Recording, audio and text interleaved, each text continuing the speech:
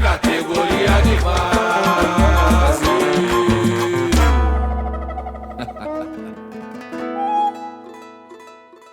Ó, você pediu, a gente não voltou. José, tá aí do ar mais um categoria de base, moleque. Como é que tá esse braço aqui, ó? Como é que tá esse braço aqui, ó? Quase eu derrubo o café. É o resultado da bronha, tá? A bronha forte, olha como é que deixa o bíceps. Meu irmão, estamos aqui hoje, pô, hoje o programa vai ser maneiro demais. Vai.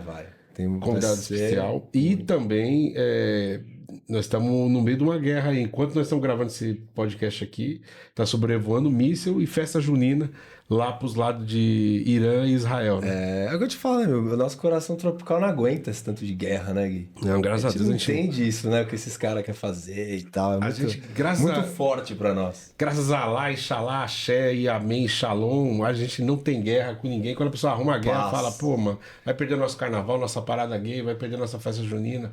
Já dizia Lula, né? Nossa guerra aqui é contra a fome, né, Gui? Exato. Nossa guerra é contra a fome. E o semáforo amarelo que tá fechando cada vez mais rápido. Essa é a nossa maior treta hoje que a gente enfrenta no país, certo, José? É isso mesmo. Com que a gente tá aqui hoje, meu irmão? Cara, Gui, a gente já conversou com várias profissões, né, Gui? Várias. Você sempre teve uma conversa até prévia, né?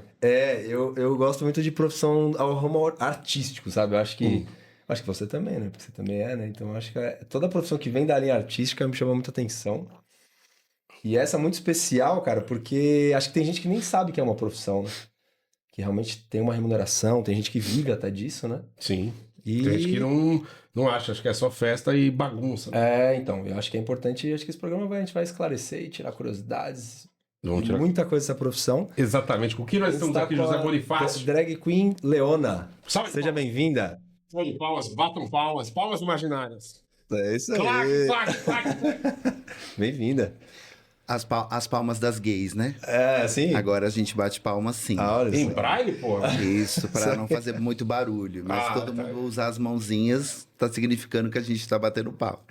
Legal. Só aqui, ó. Vambora. E aí, vamos lá. Pô, Leona, você apresenta pra gente, antes de a gente começar a sair perguntando um monte de coisa, você apresenta, fala dessa profissão maravilhosa e dê o ar da graça, por gentileza. Ó, mais palmas, José. Mais palmas, vambora. Bora. Bom, primeiro eu quero agradecer a oportunidade de estar aqui com vocês, né? E é sempre importante levar esse tipo de profissão também para as pessoas entenderem, como vocês falaram no começo. Tem a diversão, né? A gente faz o que ama e leva essa alegria para as pessoas, mas tem todo um corre antes, né? Tem toda uma questão profissional para você ficar dessa forma, se transformar em drag queen. E já falando de si, que drag queen é uma coisa que todo mundo pode fazer, tá? Não é do gueto gay, né? Tipo, qualquer singularidade pode se transformar numa drag queen, seja ela a idade, condição, opção que ela tiver. É como se fosse, a gente fala que é palhaço de luxo, né? Igual você se montar de palhaço. Um palhaço qualquer pessoa pode ser. Uma drag queen também, né? O estereótipo da arte drag, todo mundo pode fazer. Tem muitas pessoas ainda que se engajam na questão de entender que nós só estamos no gueto, no meio gay, né? Mas um hétero também pode. A gente podia fazer aí uma produção um dia com vocês transformados de drag queen. Já me relacionei com um, mas não posso mais fazer parte da heterossexualidade. Pô, mas a culpa também é do sistema, né? Pô, eu assisti para o Wong Fu. Sim. Porra, com Wesley Snipes, com a... Qual era o nome dele? Antigo, né? Desculpa aí entregar a minha idade. Que ele fez o Ghost, o Patrick Swayze, Wesley Snipes. Quem mais que faz esse filme? Eram três caras e no filme eles interpretavam gays que eram... drag queens, pô. Exatamente. E aí acaba vendendo isso aí pra gente, né? Eu me chamo Leandro, né? No dia a dia, vou fazer 42 anos. Como profissão, já vamos aí para 25 anos de profissão, né? Então eu comecei 16 para 17 anos ali já no gueto gay, a vivenciar, né? E começar a ter atitude drag.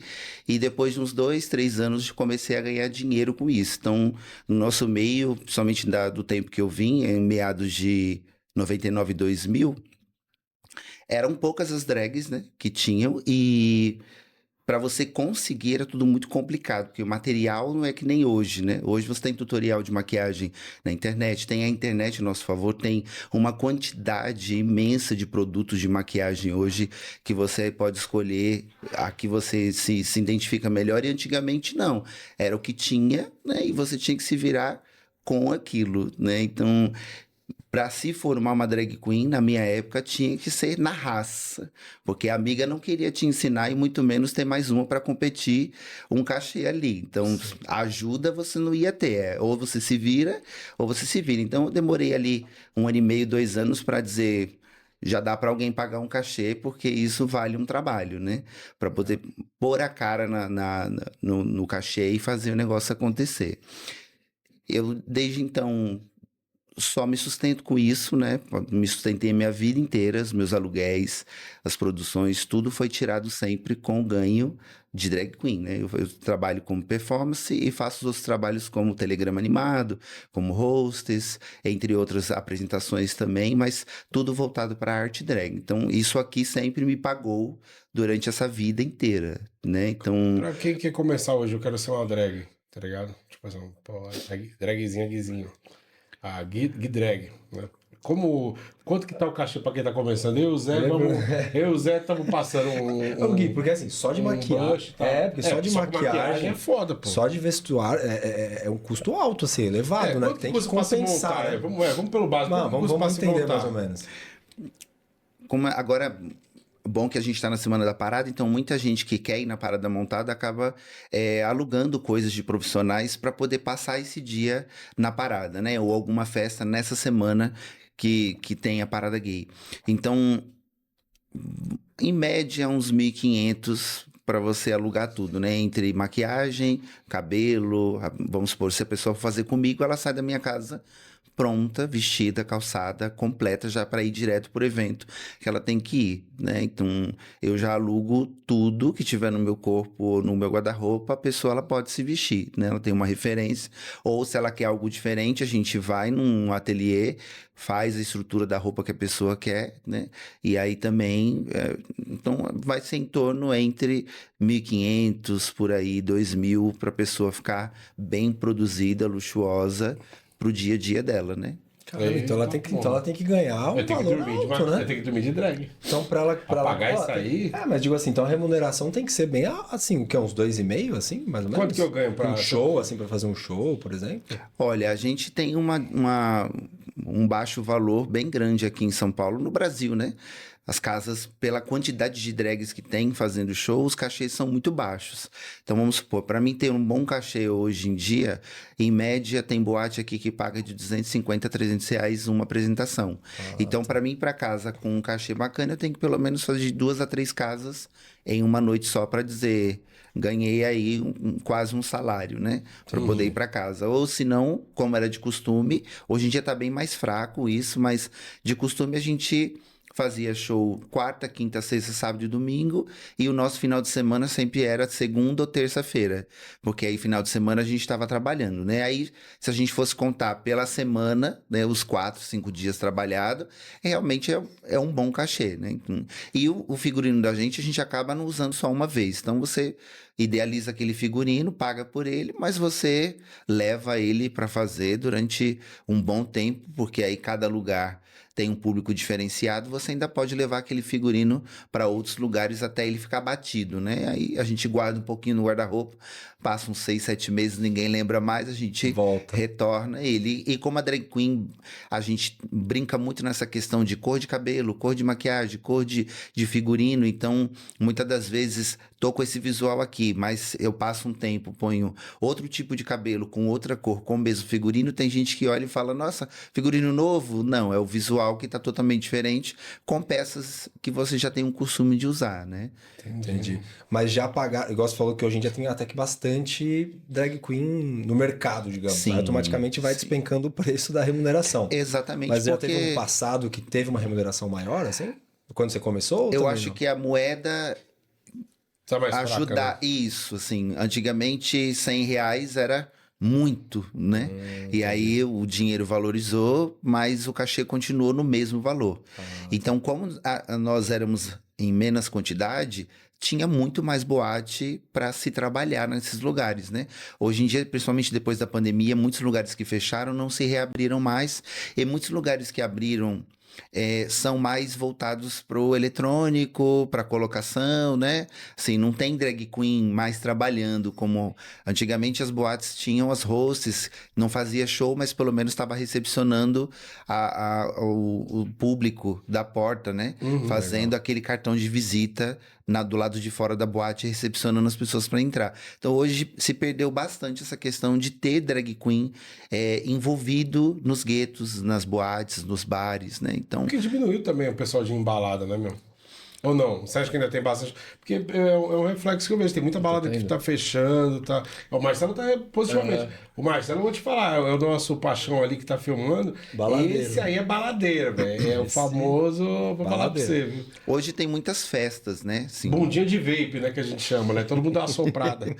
assim como as raves, hoje tem pool party e tem after, que são datas específicas onde é bem divulgado, e aí vai aquela galera, porque o pessoal hoje, DJ, né, se tornou muito mais preciso do que as drag queens. Então tem drag queens que começaram a ser DJ, então se maquia e toca montado para poder unir o útil ao agradável e se diferenciar dos outros DJs, né? Então, a gente acaba saindo do nosso habitat, né? Do nosso conforto, para poder continuar ganhando e abrangendo para o dinheiro poder entrar, né? Então, o pessoal tá indo muito mais na questão das festas e dos eletrônicos, dos DJs. Então, boate em si fixa, hoje restaram pouquíssimas, e principalmente as que ainda têm a performance de drag queen, né?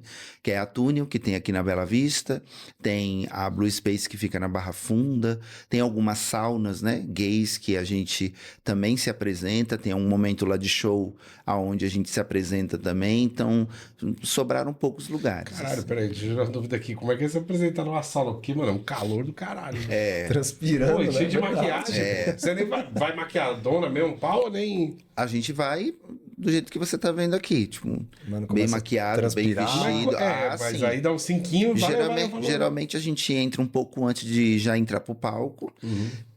As saunas gays, elas têm como se fosse repartições, né? Então tem a parte do lounge, que a gente fala que é onde é o bar, e tem o palco, que não chega a ser quente, porque a sauna tá dividida em um outro ambiente, né? Então, mas tem o pessoal de toalha, o pessoal pelado, o pessoal tomando banho naqueles vidros transparentes, né? E você fazendo show, e tá lá o povo Tudo ali. que vai pra curtir, o povo que vai pra curtir de outro jeito. E aí gosta porque a gente fala maricona, né? Um público mais maduro, que gosta de ver alguns shows dublando Whitney Houston, dublando alguns clássicos, músicas mais lentas. Então gosta de sentar para poder ver um bom show, porque a gente vai com figurinos luxuosos, então para eles é um passatempo, né? Aí tem um momento, assim, lá nas duas saunas que eu faço show, o horário é sempre de 8h30, 9 horas da noite, porque aí a sauna, quando vai dar meia-noite, ela já fechou. Então eles pegam um momento ali específico da sauna, que aí o lounge tá cheio de gente, pro pessoal que tá comendo ou bebendo alguma coisa assistir o show. E aí tem também os gogo boys, que fazem parte do meio da gente, né? Somente em sauna tem muito stripper hoje em dia ainda de gogo boy, então acaba sendo um atrativo no meio da gente também. Legal. E é um trabalho bem informal, assim, né? Ou seja, deve ter mês que você recebeu um bom valor, outros menos, né? E depende de uma administração É muito louco. O ruim do trabalho informal é que depende de uma certa administração própria, né? Pra você não Exatamente. patinar, né? Eu acho que tudo tem dois lados, né? O fato de você ser autônomo te dá o direito de você fazer seus horários e de você andar em várias situações, né? Então, é como se dizer, se eu não trabalhar, eu não como, né? Então, a vida da gente sempre foi... Hoje em dia caiu bastante, mas eu conheci o Brasil inteiro viajando com o personagem, né? Pelo fato de São Paulo ser uma vitrine. E aqui tinham as melhores, pelo fato de não ter internet. Hoje em dia você vai em Manaus e tem bichas tão lindas e tão produzidas quanto. Mas antigamente nós ganhávamos muito dinheiro porque... Como não tinha em vídeo, você precisava ver a drag pessoalmente. Então nós cobrávamos um valor bem bacana e eles pagavam tudo, né? Estadia, alimentação, translado e fora o cachê. Então a boate ficava lotada porque o povo via flyer, né? Convite, mas não tinha um vídeo, não conseguia vir até São Paulo para poder ver a drag queen ali ao vivo. Então, a boate ficava lotada para poder ver. Então, o foco da gente realmente ser daqui também seria sempre viajar, né? Teve até drags que foram contratadas para ir para fora do Brasil pelo fato da gente personificar uma coisa muito produzida, né? Muito luxuosa. Tem as drags do RuPaul, que vocês devem ter ouvido falar, que é o marco, né? Da vida da gente. É a vitrine maior que a gente tem, são os realities da RuPaul. Sim. As drags americanas, a forma de se vestir, de se maquiar, tem um estereótipo bem diferente da gente aqui, até por causa do clima e tudo mais. E isso trouxe referência pra gente aqui. Então, hoje em dia a gente tem uma galera, a gente tem drags, artistas que são bem parecidas, americanizadas por causa da RuPaul, né? Acabou trazendo essa influência, referência, para que as meninas pudessem ter os traços, até os estilos de cabelo, como o meu é referência de lá, que são perucões, né? Que isso aí se usava na década de 80, as drags da década de 80 que começaram primeiro com esses cabelões, e a gente veio resgatando isso para hoje, né?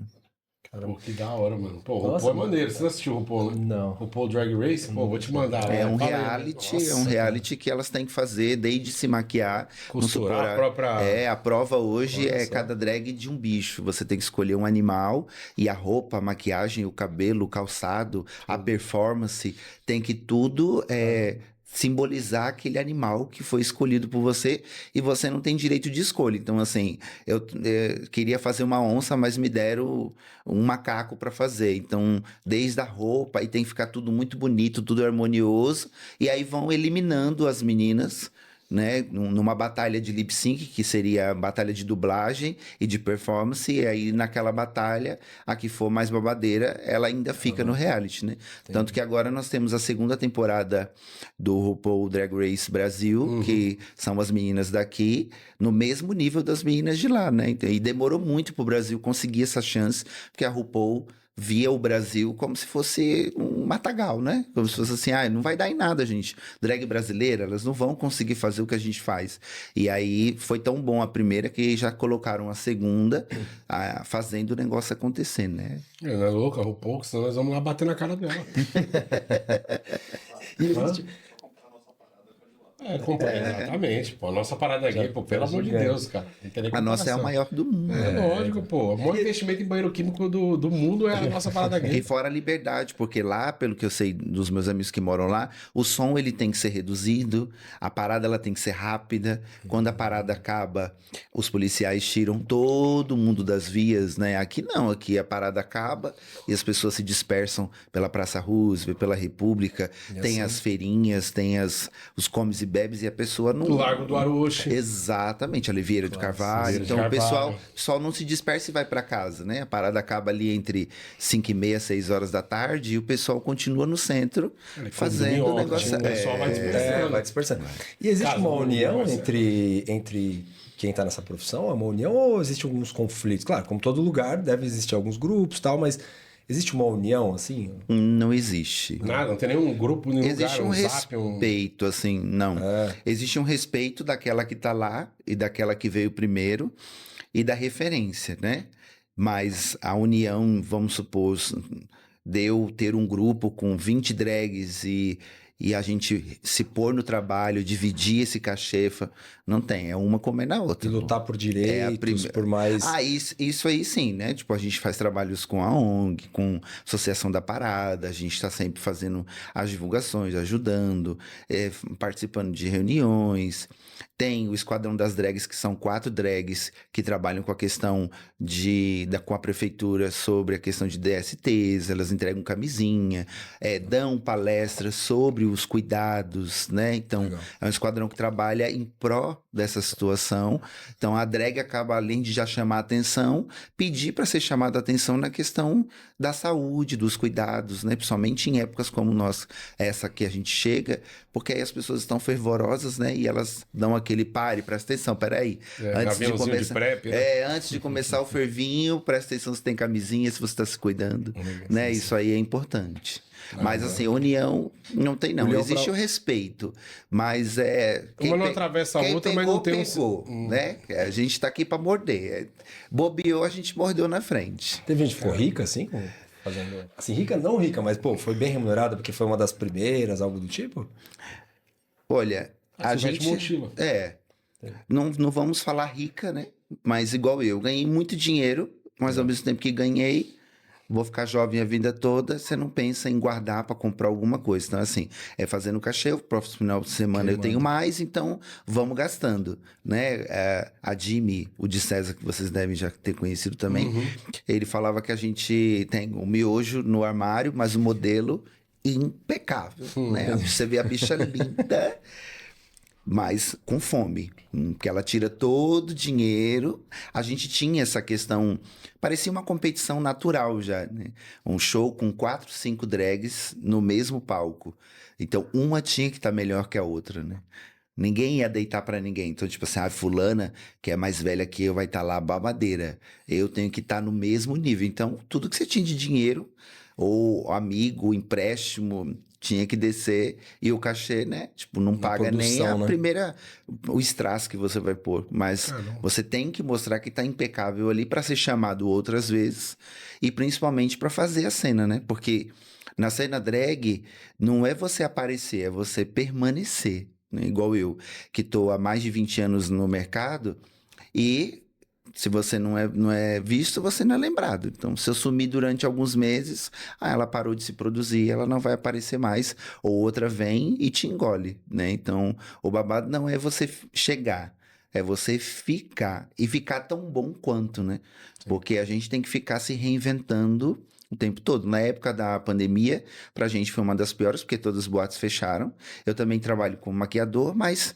vou maquiar quem, né? Não tem casamento, não tem festa, não tem nada. Então a gente começou a fazer... eu fiz um concurso dentro do meu apartamento, uma live.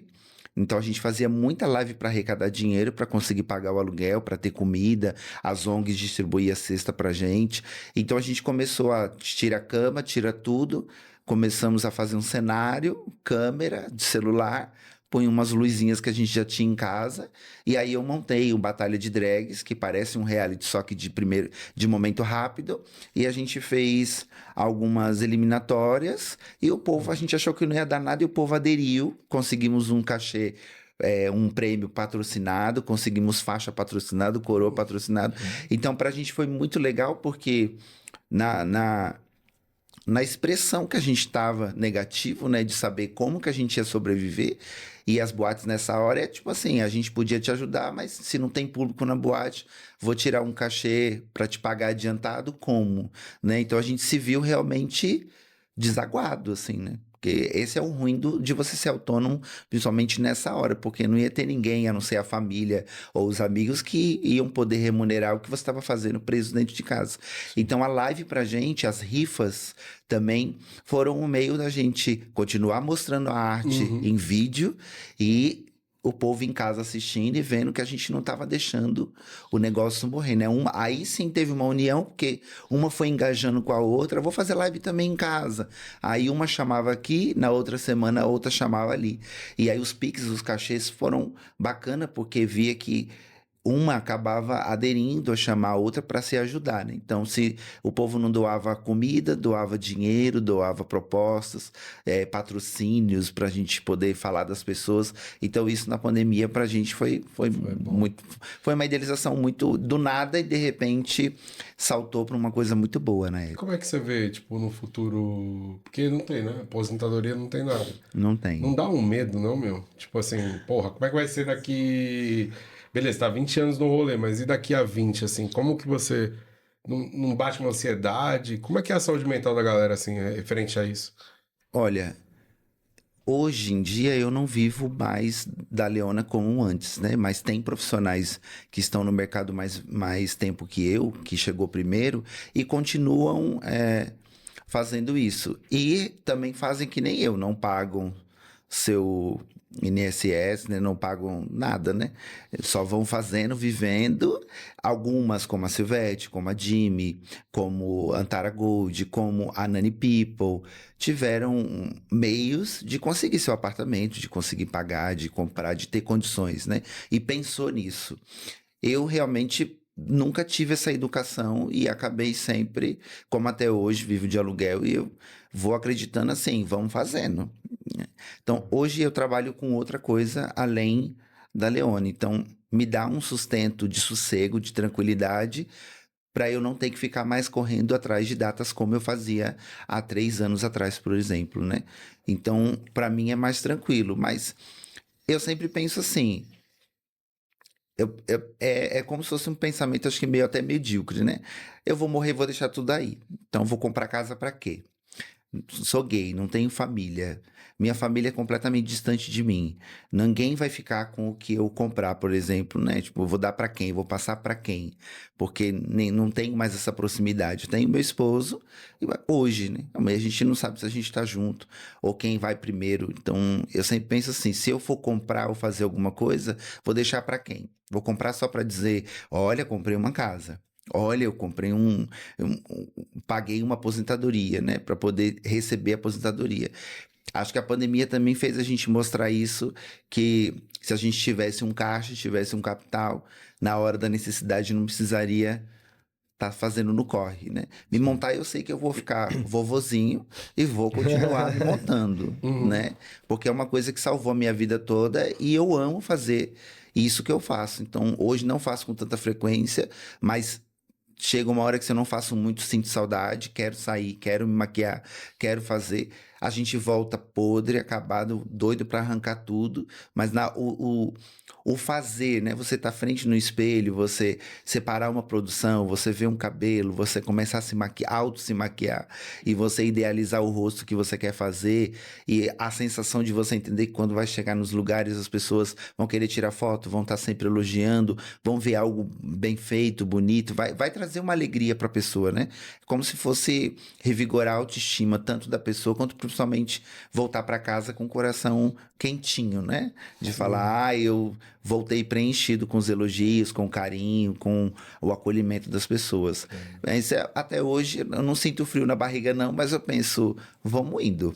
Vamos fazendo. E aí você até falou aí que, bom, aí você tem esse público, então, que realmente você vê, elogia, né? Quer tirar foto e tal, mas a gente sabe que tem um preconceito no Brasil. E você até falou que rodou já o Brasil inteiro, então você provavelmente ficou num hotel, às vezes, entre o hotel e uma boate, uma balada, você transita em locais que às vezes pode ter algum tipo de preconceito. Exato. Você já sofreu violência assim forte, assim, o que te impactou muito em esses lugares? Violência, não. Eu sempre fui muito...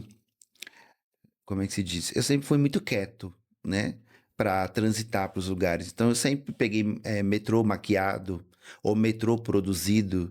Então, o fato acho que de eu chegar no local e eu ficar quietinho, para muita gente acaba passando desapercebido por mais chamativo que seja.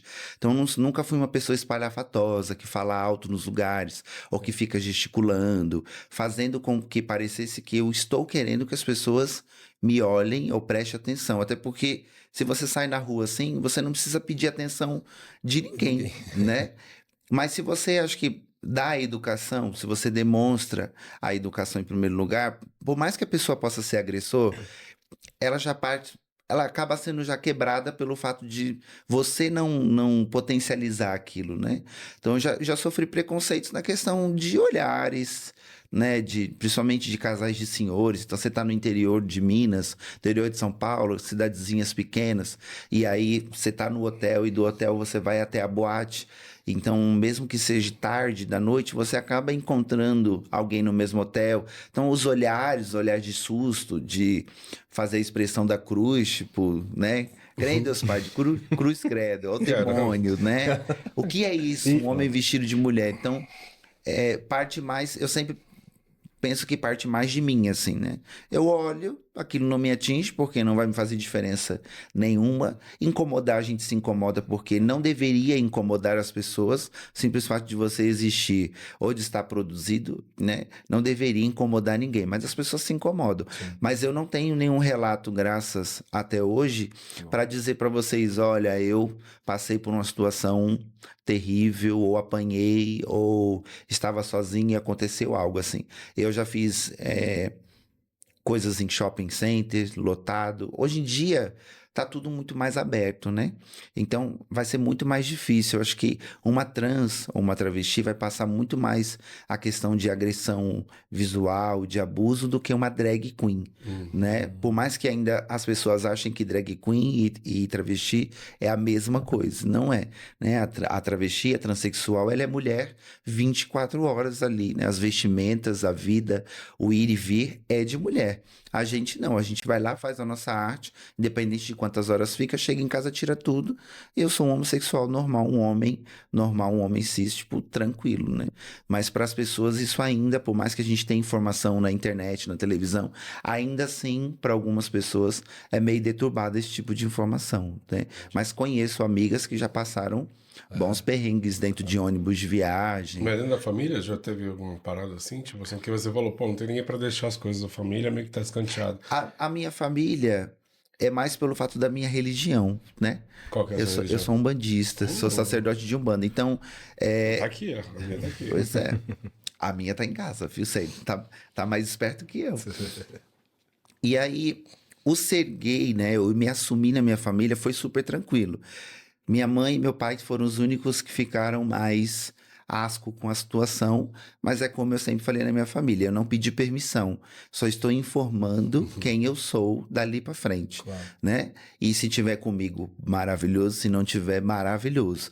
Então eu saí de casa com 16 para morar sozinho, mas eu saí com consentimento da minha família, pelo fato de eu já saber fazer tudo na minha casa, né? Então eles falaram, vai ganhar o mundo, vai. Só que o medo deles era, por você ser homossexual e novo, o medo da gente é você ser assassinado ou quebrado no meio, e a gente tá longe de não poder auxiliar você, né? Então, quando eu comecei, era aquelas borrão de tinta, aquelas bichinhas, camisa da Britney, moicano pink, um monte de alfinete na roupa, CD grudado na calça, eu fui clubber, então... Não sei se, eu fui clubber, então era todo colorido, parecia um chaveirinho andando, né? Sim. Na rua. Passava tinta no rosto, fazia um monte de... Então, assim, a probabilidade de eu realmente apanhar ou nem chegar em casa era muita, porque eu já estava agredindo as pessoas, né? Aquelas pulseiras de clubber colorido, o braço inteiro. Então, para as pessoas daquela época, era tipo uma agressão, tipo, tá pedindo para apanhar, né? E mesmo assim, eu levei algumas carreiras, mas surra, eu nunca levei. E isso foi diminuindo porque aí eu comecei a me montar, então aquela parte feminina, né, do gay, tipo, a parte afetada que eu tinha, eu comecei a descarregar na montaria, porque aí você tá montado, você precisa demonstrar a feminilidade o tempo todo, né? Então, quando eu me desmonto, eu fico bem tranquilo, porque já gastei toda aquela frescura me montando, né? Mas aí eu não tive problema com a minha família, não. Muito pelo contrário. Eles se afastaram e cada um foi cuidar da sua vida mais pelo fato de eu ter assumido a questão da religião, né? Religião do demônio, do capeta. Ah, é que eles são evangélicos. Uma boa parte sim e outra não segue nenhum lugar. Mas por já terem sido umbandistas e terem um trauma, né? Não gosto, não me fez bem. Então eu não quero me aproximar porque ao mesmo tempo eu me aproximando, eu vou estar participando de uma situação que eu não quero, né? Sim, sim. Então, eu tenho contato com todos eles, mas de frequência, de estar junto, de família mesmo, cada um ficou no seu cantinho, né? Caramba. Zero Natal, então. Zero Natal. Natal só em casa ou no terreiro, né? Não tem. Legal. Eu também fazia porque eu não passo Natal com a minha mãe. Eu construí, a gente constrói tanto na rua, à noite me deu grandes amigos e irmãos, Legal. que hoje a gente não conversa tanto porque não estamos mais juntos, mas eu sempre morei em apartamento com quatro, cinco pessoas, 3 pessoas dividindo aquele apartamento para pagar mais barato e sobrar dinheiro pra gente. Então eu sempre aluguei apartamentos de 2, 3 dormitórios para poder unir o útil ao agradável com o povo. Todo mundo ali já também se montava, então a gente acabava se ajudando da mesma forma. Então eu sempre tive uma família desconhecida, que é a noite, né? Sim. A boate, o gueto, sempre foi minha família forte, porque era onde eu podia me agarrar, né? Uma bicha via o sofrimento da outra, sentia o sofrimento da outra e a dificuldade da outra. E o terreiro me deu outra família, que são pessoas adversas, né? Desde hétero, cis a condições, e a gente acaba participando da vida da pessoa, por mais que eu não sei o endereço dessas pessoas, mas vivemos dentro de uma comunidade religiosa, onde a pessoa, eu como sacerdote, sei da dificuldade do problema e da dor do outro, né? Então não tem como você não levar para si essas pessoas como membro de família, porque a pessoa está tendo ficando à vontade em você acolhê-la do problema que ela tem. Ela vai estar se abrindo com uma pessoa que não cresceu com ela, né? Então o terreiro, ele traz essa família. Por isso que eu não sinto falta da minha de sangue, né? Porque eu tenho 2 tipos de família que me acolhem muito durante muitos anos e aquece isso em mim para eu não ter que ficar... saudade a gente tem, né? De pessoas, mas... forçado não é saudável, né? Então, se não vem até onde eu moro, se não me chama no WhatsApp, se não me liga, é porque para a pessoa tá tudo tranquilo, né? Então, eu não detesto ser invasivo ou invadir o lugar do outro, né? Então, eu falo, você não me chama, porque tá tudo bem, vai me ver pela internet, vai ver as coisas acontecendo, vai ver que a gente tá bem, né? Legal. E você trabalhou com outros trabalhos? Você fez outros tipos de trabalhos antes de começar a ser drag queen, assim? Olha, eu trabalhei... Comecei a minha vida trabalhando com telemarketing. Naquela época, telemarketing aqui no Brasil, 98, né? 97, 98, telemarketing era tipo o auge, né? Da telefonia, porque você vendia as coisas por telefone, headset e aquele computador com a telinha verde ainda, e você digitava catando milho. Eu tive que fazer datilografia para poder entender o curso de computação. Então, eu comecei trabalhando com isso. E depois descobri a noite. Então, quando eu descobri a noite, quando eu vi a primeira bicha montada, eu falei, eu quero ser isso aí. Se isso aí se monta, se produz, como é que faz, né? E aí, para eu ter acesso, eu primeiro fui promoter de rua, que era para entregar panfleto, porque aí, sendo promoter, eu teria acesso livre para não pagar mais boate e principalmente frequentar camarim. Você entregava X quantidades, né, de pessoas que entravam, não era? A gente ganhou muito dinheiro, né? 50 centavos, R$1 por pessoa que entrava com o seu nome no fly, né? Eu lembro. Então, quando chegava o final da noite ou o final de semana completo, você saía com o seu bolsinho ali cheio de dinheiro. Eu fui né? promotor de balada. Mas é tem vários babados, então, em balada. Era aí que ele tá com a linguagem. Agora não dá, não. Para, Eu ia usar conflito. Cara. Não, então, mas tem muito... Tem vários babados. Vários babados, Isso. então. Boa, legal. Tem vários bafões. Mas o quê? Tipo, um sair na mão com o outro, assim? Sim. Tem umas treta mesmo de paulada? Sim. Tendo em vista essa situação da drag hoje no Brasil, né? De como foi lá atrás quando você começou e atualmente, como é que você vê a questão? O churrasco grego, ele é melhor com salada ou sem? Brincadeira, porra, brincadeira. Eu prefiro com salada. É isso, pô. O telemarketing, agora é sacanagem. Eu acho que é um dos por mais que é um lugar, eu não recomendo, porque lá há 10 anos eu tenho vontade de matar toda vez que eu lembro. A pessoa sai sem cabeça. Eu saio com muita, tá? Eu acho que, ó, o tamanho disso aqui, ó, pá, coitada da E minha eu mãe. trabalhei lá, né? com um dos piores produtos, que era vender assinatura do jornal do Estadão. Eu trabalhei no telemarketing também, né? Então, além de você ganhar um falando, salário, né? você tinha que, pelo menos por dia, conseguir de 4 a 5 assinaturas. Eu trabalhei Então, no Bradesco cartões de cobrança. a pressão era assim. Tinha o Estadão ali na frente do Carrefour, ali no Limão. Eu trabalhei ali na 15 de novembro, ali perto da 25 de março. Tô ligado. Era um prédio, aí, tipo, era um call center, assim, gigantesco. Parecia... parecia um negócio escondido, tipo, as janelas eram tampadas, tipo, parecia que era uma coisa que ninguém podia saber. Que tava rolando sabe? escravidão moderna ali dentro. Isso. O telemarketing, eu acho ele muito democrático, mano. Porque a maioria dos empregos tem preconceito pra cacete. O telemarketing é foda só a exploração. Mas é o único lugar que, tipo, mano, todo mundo tá lá dentro, mano. Todo mundo tá lá. Hétero, gay, negro, branco. Todo tipo de pessoa tá lá dentro. Tanto que eu tinha que trocar o meu convive até nome harmonia. porque era...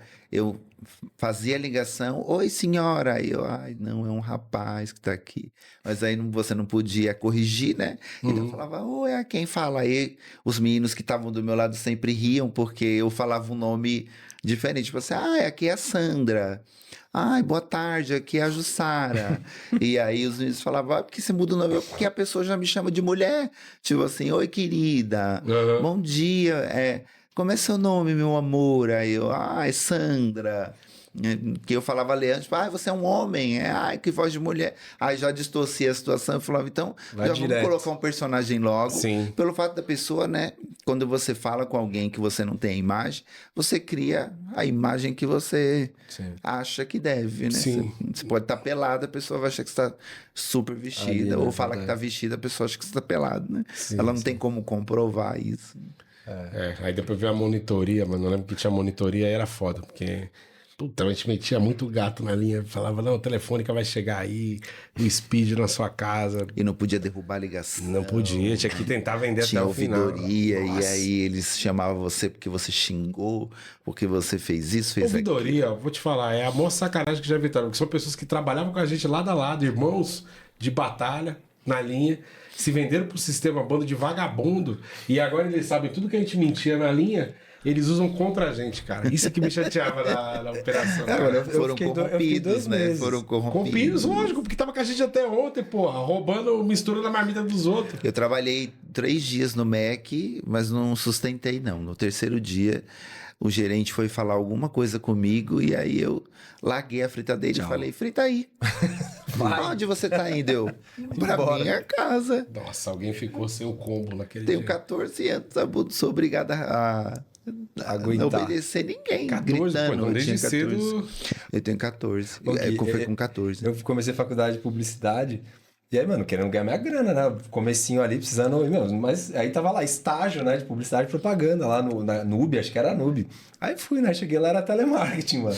Aí Nossa, eu fiquei, que tipo, horror. 2 Tinha meses. bastante disso aí. Era uma malandragem. O Mac, acho que Era hoje fala malandragem, jovem isso aí. aprendiz, mas o Mac deixava você fazer algumas funções para você ganhar, tipo, meio salário, né? E aí, como eu queria ter alguma profissão, alguma coisa, tipo, falar que eu já fiz alguma coisa, alguém da minha família que trabalhava indicou e eu comecei, né? Mas eu nunca suporto, eu acho que eu nasci para ser autônomo porque eu não suporto a questão de agressão, né? De você impor as coisas sem educação. Então, a forma como ele lidava, porque eu me lembro no ambiente, era como se, tipo assim, eu sou o gerente, vocês têm que me obedecer e não pode me retrucar de jeito nenhum. Então, ele foi indo para cima de várias pessoas nesses 3 dias e no terceiro dia ele me escolheu. Então, quando ele me escolheu, você tem que fazer o que eu mando. Eu falei, não, me mostra seu RG, não tá escrito McDonald's, então não é o seu nome, não é você. Você é gerente. Eu não vou deitar, né? Eu sou um adolescente, mas eu não sou burro, né? Então, aí larguei tudo, tirei a touquinha. Onde você vai? Eu vou para minha casa. Isso você não pode me impedir. Não, você tem que voltar para trabalhar. Não tem. fora.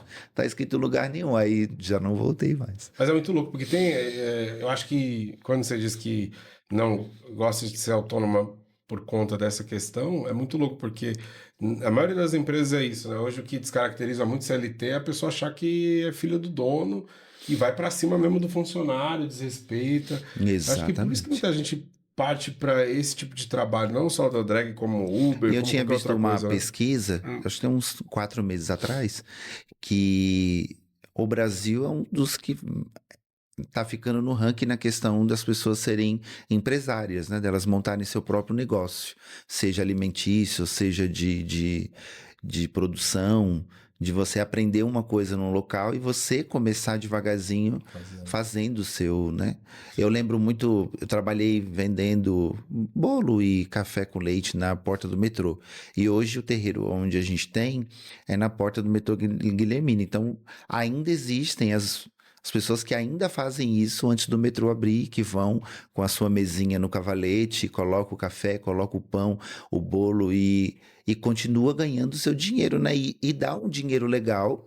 Você fica na rua, claro, à mercê, mas ao mesmo tempo aquilo é seu, você produz aquilo em casa, está levando a sua produção, né? Está fazendo um bolo com carinho, fazendo um misto para poder alguém se alimentar antes de entrar para o metrô, para levar para tomar café na empresa.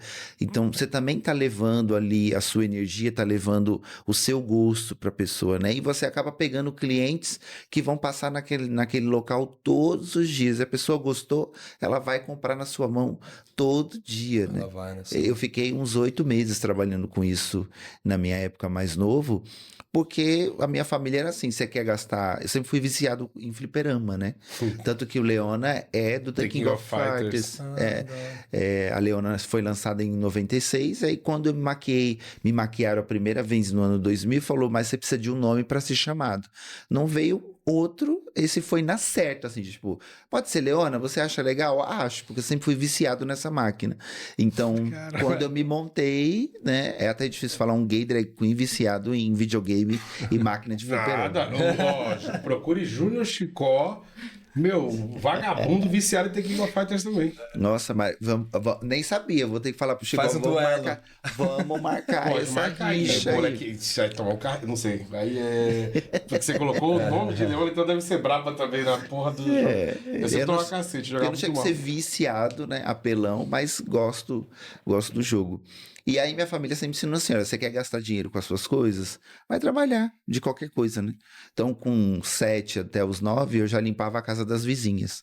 Então, lavava o banheiro de uma, passava a roupa para outra, e aí ninguém me enchia o saco no fliperama, porque meu avô deixava eu o dia todo, vamos supor, sábado é o seu dia, não tem escola, vai lá pra padaria, gasta seu dinheiro todo em pé na máquina de fliperama, só não vem chorando e com briga. Por quê? Porque aí eu peguei gosto pelo dinheiro logo cedo, né? Porque aí eu não tinha que pagar conta por ser uma criança, mas eu também não tinha que pedir moeda para ninguém para jogar ficha, porque aquele dinheiro era meu. Até as moças, as vizinhas sabiam para que era a proposta do dinheiro, né? Mas aí meu avô cumpria com o que ele falava, deixa o menino lá jogando o dia todo, porque ele tá jogando o que é dele. Quando o dinheiro dele acabar, ele volta para casa satisfeito, porque passou o dia jogando isso, né? Então eu comecei trabalhando informalmente já desde cedo para fazer as coisas. Os meus estudos, com o caderno, essas coisas que precisava comprar, muito disso eu comecei já a ter dos vizinhos que eu trabalhava, né? Meu avô depois ficou 20 anos morando dentro de uma escola. Ele era caseiro e inspetor. Então eu ganhava para varrer a quadra, varrer as salas, limpar os quadros de lousa, arrumar a secretaria para ele. Então o meu domingo, o meu trabalho era dentro da escola, limpando 36 salas de escola, mais o pátio, mais a cantina. Então eu passava o domingo todo e aí no sábado que vem eu já tinha mais dinheirinho ali, porque meu avô falava, ó, isso aqui é seu, né? Então, eu tinha a oportunidade, o direito de estar na rua brincando, mas eles explicavam para mim, ó, você pode passar o seu tempo brincando entre você e ganhando dinheiro, né? Então, o fato de vender pão, bolo, eu tinha meu dinheiro para investir, minha tia me ajudou a comprar as coisas no Brás, para comprar as garrafas, comprar o palhete, para poder pôr na frente do metrô, me levava, ela ia trabalhar, então quando ela ia trabalhar, ela já me deixava na porta do metrô, carrão, eu fazia o palhetinho ali, ela subia pro metrô, eu ficava até as 10 horas da manhã, 11 horas, vendia tudo, juntava de novo, punha no carrinho de feira, eu era de menor, então eu não pagava, geralmente eu acabava nunca pagando condução, eles abriam a porta do fundo e eu subia com o carrinho. Eu nasci aqui ali na região da Vila Matilde, Vila da Lila ali, né, Praça da Toco. Então eu nasci por ali e aí me criei por ali também. Então quando eu me vi como drag queen, eu falei, é o mesmo ritmo. Eu vou ter que fazer meus horários, vou ter que vender meu peixe. Então, a gente tinha o costume de fazer foto profissional com fundo infinito para poder fazer uns fly bonitos. Então, Sim, sim. a drag que tinha foto de estúdio, tipo, ó, ela investe, né? Essa daí, ela sabe o que ela tá fazendo. Sim. Então, cada uma tem seu estilo. Eu sou conhecido como top fluor, né? Que eu faço tudo cítrico. Então, quando põe a luz azul, a luz roxa, fica tudo aceso, né? Lente, boca, cabelo, sapato, unha, fica tudo aceso. Então, eu me criei no Brasil como Leona Top Fluor, né? A bicha que faz tudo cítrico, né? Tudo colorido. Então, assim, tem as tops que fazem estereótipo mais feminino, e eu sempre fui para coisa olho grande, colorido, lente colorida. Então, eu sempre fiz essas coisas, e é isso que sempre vendeu para o Brasil, né?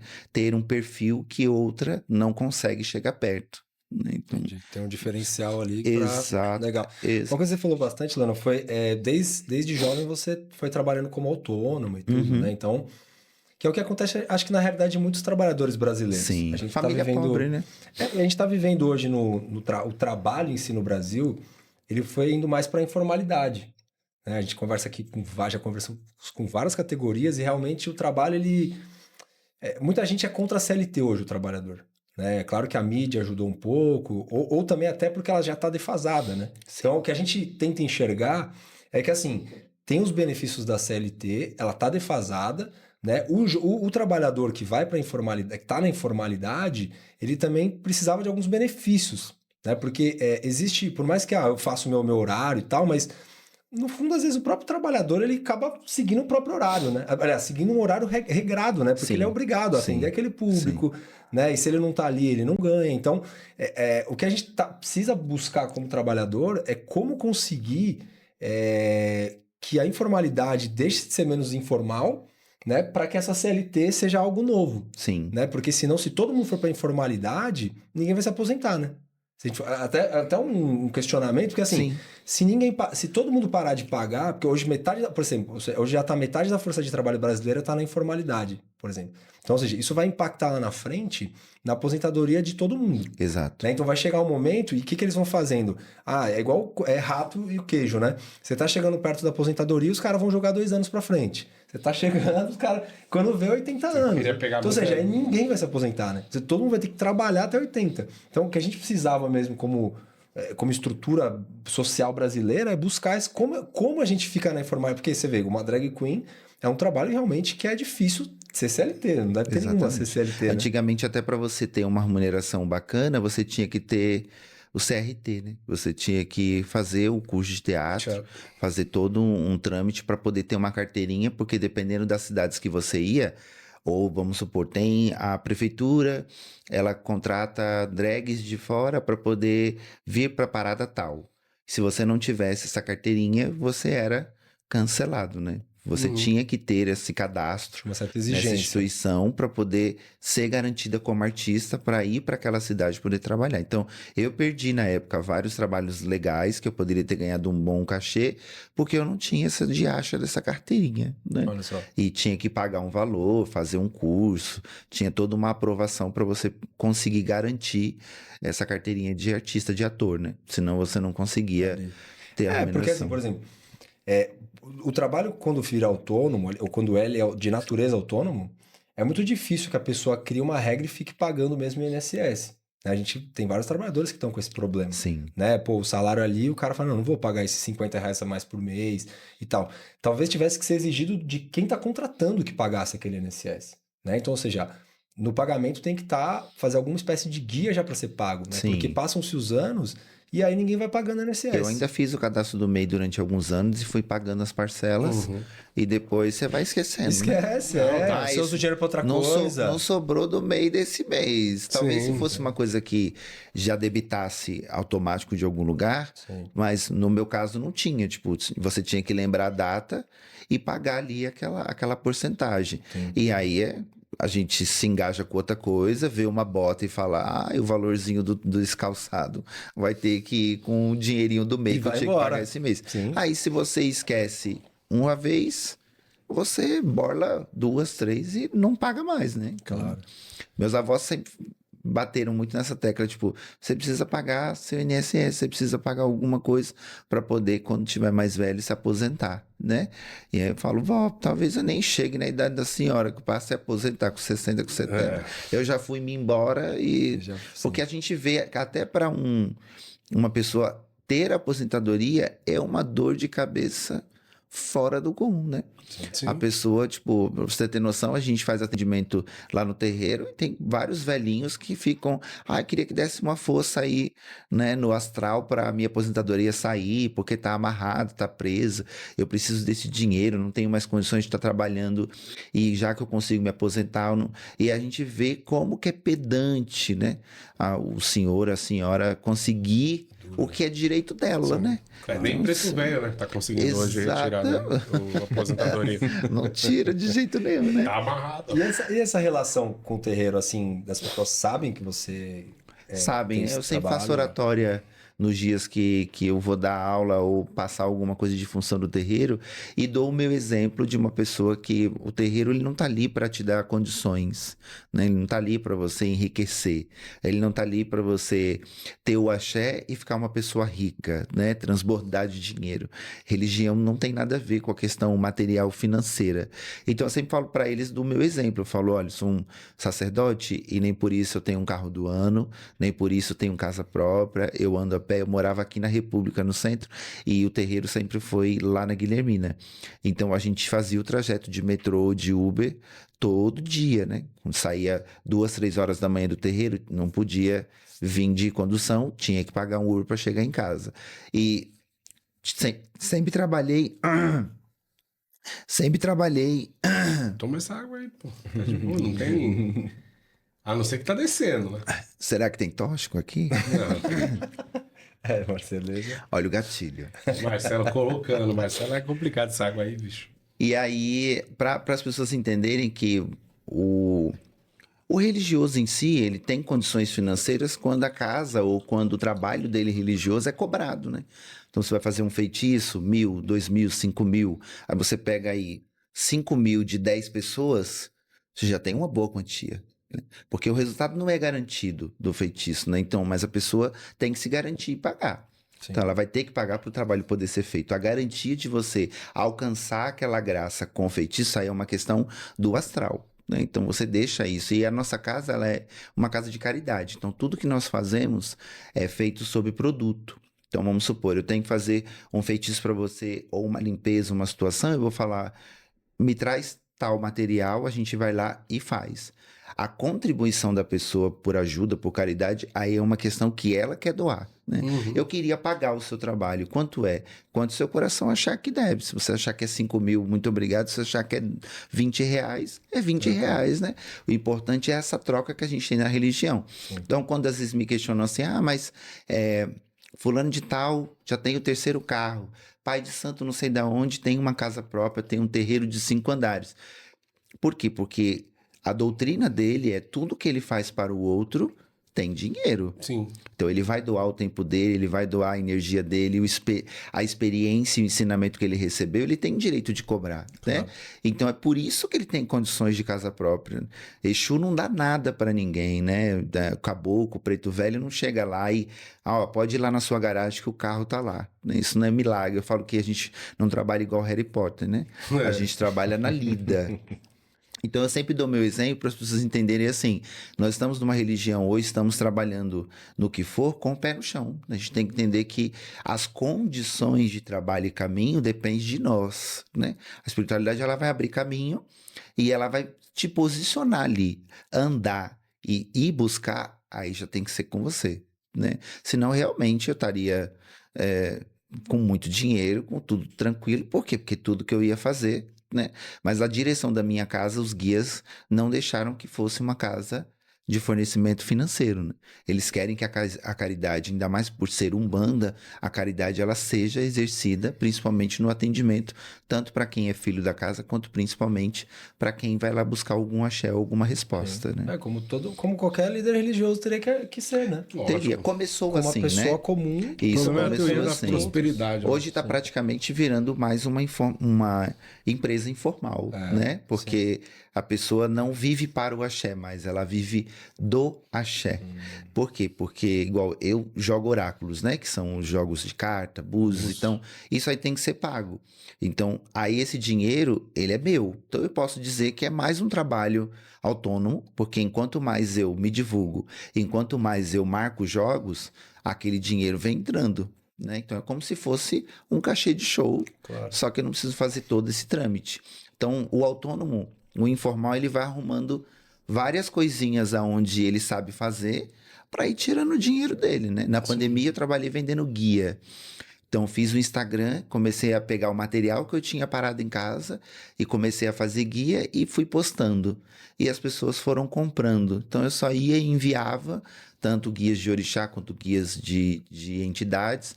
E eu achei que não ia dar em nada, só que o detalhe, né, o capricho da guia acabava chamando a atenção das pessoas de 2 voltas, de 21 voltas. Então, o pessoal... E dali também tirei uns 6 meses da pandemia, o dinheiro do meu aluguel, o dinheiro da minha comida com a venda de trabalho com as guias, né? Então, ali usando a internet a seu favor, é o que eu falo lá no terreiro. Trabalho tem para todo mundo e trabalho ele não é escasso, né? Se você está a fim de trabalhar, se você precisa e entende que se você não sabe fazer algo, mas a partir do momento que alguém te ensina e você leva aquilo para frente, você tem como ganhar dinheiro, né? Cada mão, cada cabeça tem uma forma. Sim. Total. Ô, José Bonifácio, pô, Guilhermina, esperança. caralho, vai tomar um muito rápido, hein, mano? É, foi que foi, vixe. Bateu o olho ali, Vai uma embora, horinha papo cravado. bom demais. Meu, cê é fala louco. bem demais, viu? Se eu soubesse, tinha trazido você, tinha trazido o Leandro no especial de 1 ano aqui no lugar do Marcelo, que o episódio que a gente gravou com ele aí, eu vou falar um negócio, tá? A gente só deu Muitas risada. A críticas. gente deu muita risada. Muitas críticas, um cara extremamente xenofóbico com a gente. Um cara. Não, brincadeira demais, pô. Obrigado por ter vindo. Sem sacanagem. Eu que agradeço. Que da hora, Não, mano. obrigado Papo mesmo. maneiro. Não, ficamos muito felizes aqui. Foi bom demais a resenha. Nossa, é louco. Nossa, Será que vários não dá pra voltar aprendizados, você? curiosidades. Então na próxima, quem Nossa, sabe... dá um banho de Isso. foca aqui no Zé. Tá precisando. E já falar Não, práticas rápidas, né? De energia. Não, mas muito bom mesmo. Obrigado aí Inclusive, tá tudo legal aqui. Os espíritos estão quietinhos. Tão bons, ah, as que energias bom, estão que bom. bacanas. É porque né? tem gente... É que o Johnny tá do lado de fora. Por mais que É. tenha os tóxicos aqui. Claro. Mas, Não, é só lá. Ô, tá vendo? Olha a Aí, ó. impressão que você causa pra gente aqui, cara. Você só gera transtorno, né? Porra, é de isso. colocado. É que o Johnny tá lá fora. O Johnny, ele é carregado. Ele tem vício em jogo de bet, vício em dinheiro. Tigrinho. Tudo. vários. Tudo que você possa imaginar. Pô, ele tava gravando podcast aqui, ele falando aqui do lado. Então, assim, o Johnny é um cara que ele precisa realmente tomar um banho de césio, né? Pra dar uma limpada mesmo. Pra tirar tudo. Obrigado mesmo, né, Zé? Obrigadão, isso Eu aí. que agradeço. Agradeço Ó, mesmo. Obrigadão, né? Obrigado. Deu o recado ali, ó. Como que a gente te encontra? Tem a câmera ali, ó. Quem quiser, às vezes jogar um Contra a búzio, rede às vezes social, contratar também divulgar. pra... Enfim, tudo que você quiser falar. Como artista, é só colocar como Leona Barrocal ou Leona Top Flor, tudo junto, em qualquer rede social. Vai ter lá os vídeos, tem canal no YouTube, tem os vídeos e fotos no Instagram, TikTok, todas as redes têm esse mesmo nome. E para jogar comigo é o Leandro Barrocal, mas se falar comigo na bio também da Leona, a gente pode desenrolar para shows, eventos, né? Para assustar alguém, assustar um cômodo, ir no velório, fazer roças no velório. A gente aceita. Falou de cachê, meu amor. Vai que Dinheiro vai. na mão, calcinha no chão. Tem por ruim pra gente. Nublado, chuva, frio ou calor, a gente tá ali, né? Obrigado mesmo. Acho que é importante vocês trazerem isso, principalmente a questão da arte também, né? Para que as pessoas conheçam cada vez mais, entendam que existe um ser humano por baixo de tudo isso e existe um corre, né? Existe muito tempo, são quase 3 horas para poder Pô, ficar. a gente viu ali, meu. A gente tá dando 10h30, a gente falou, e aí, meu, qual que foi a da Leona aí, tio? Para poder se vestir, para poder ir amarra aqui, puxa aqui, Não é fácil. né? O do homem, do másculo para chegar ao feminino bem feito, caprichoso, dá trabalho. Então, quando a gente fala sobre cachê, a pessoa não está pagando só aquele momento de trabalho. Ela já está pagando toda aquela correria desde começar a fazer a barba até finalizar o trabalho, né? Então é legal que o contratante entenda que ele está pagando todo esse trajeto, não simplesmente ela está aqui e vai começar a trabalhar, né? Então isso é legal a gente sempre lembrar a informação, levar a informação para todo mundo. Sucesso para vocês. Muito bom, obrigado sempre mesmo, vi obrigado. o canal, vocês estão de parabéns, vi alguns podcasts de vocês para conhecer no meu ambiente quando a Paty mostrou pra gente, então isso é muito bacana. É nóis, pô. E tem uns cortes lá que a gente solta polêmico pra caramba. Ixi, eles tomam uma crítica, me chamam de filho do Haddad, me chamam de tudo. Você é louco, ó. Você que veio aqui, muito obrigado, tá bom? Deixa o seu comentário, não esquece. Na descrição tem lá o nosso Pix também, é importante. E comenta, pô. Foi legal pra gente trazer mais pessoas. Vou agradecer a Paty aí que intermediou essa baguncinha gostosa, que quando acabar as câmeras aqui a gente vai apagar a luz e ninguém solta a prega de ninguém, que o couro vai comer, certo, Zé? Não sei, é isso que eu tô falando. Não, eu tô falando sério, pô. Não vem com esse papinho de pai de família que a sua prega tá em jogo hoje, meu amor. Você... Ó, o Marcelo é louco pra comer teu cu, mano. Caralho! Você que ficou aqui até o final, desce, assim como a Lana falou, veja outros vídeos, outros episódios. A gente já conversou com várias profissões, e barbeiro, e produtora cultural, e babá, e vários outros que você vai aprender. O Brasil que a gente quer construir é só o trabalhador mesmo que, Isso aí. que vai definir. É isso. Tem que trazer uma travesti aí, uma transexual para falar sobre o trabalho informal. Se você conhecer, já... Da vendida do próprio corpo. Não, se você conhece, já fala aí. Depois eu vou falar com vocês. Umas três, tá? Umas três que deixar. Também não vai só dar entrevista. Nós vamos pagar pelo serviço aqui, vai ser uma bagunça. Hein? Já vamos emendar com o Funkcast, vai ter uma putariazinha gostosa aqui, certo, Marcelo? Depois já baixa a luz, acabou. Que você falou que sou casado, tá meu esposo, mas assim, a Leona não tem compromisso. Ela não é casada. Brincadeira, pô. Obrigado de coração. Obrigado, até a próxima, gente. Até a próxima. Valeu! Na categoria de bar.